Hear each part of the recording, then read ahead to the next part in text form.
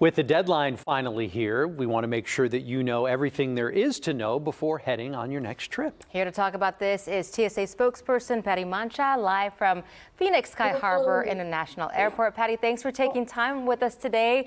What should travelers without a real ID expect when they show up at the airport starting today?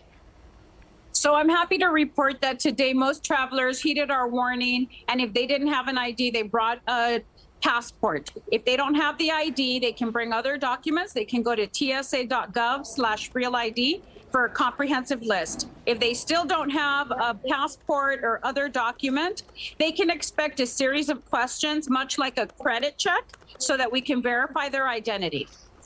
And Patty, for those who missed the deadline, what's the process of getting a real ID now, and how soon can they expect to receive one? The process is the same as it was before. You must present a birth certificate, a social security card, and proof of residency in the issuing state.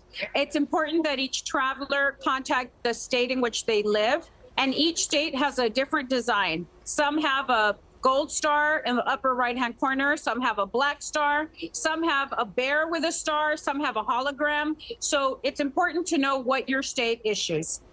Patty, there's been some confusion around the need for a real ID versus a passport. Can you clarify when travelers do and don't need a real ID for domestic and international travel?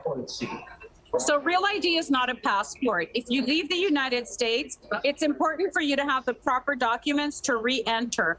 But a passport is considered real ID compliant because people who have one have already verified their identity. And it doesn't matter what country issues your passport as long as you have one. And Patty, after so many delays over the years, what's different now? I mean, how confident is DHS that this enforcement won't be postponed again? Well, we've made it official today, and people are responding. You know, travelers, not just at Phoenix Sky Harbor or in Houston, but all over the country have really shown up with their real ID. And if they don't have that driver's license, they have a passport, they have a work permit, they have a green card, they might even have a tribal ID. So there's about 13 documents in total, and people have really paid attention, which we're happy to announce. We're happy to hear that. Sounds like a good first smooth day here. TSA Spokesperson Patricia Mancha, thank you for joining us with the latest from Phoenix Airport. Thank you for having me. All right, thank you.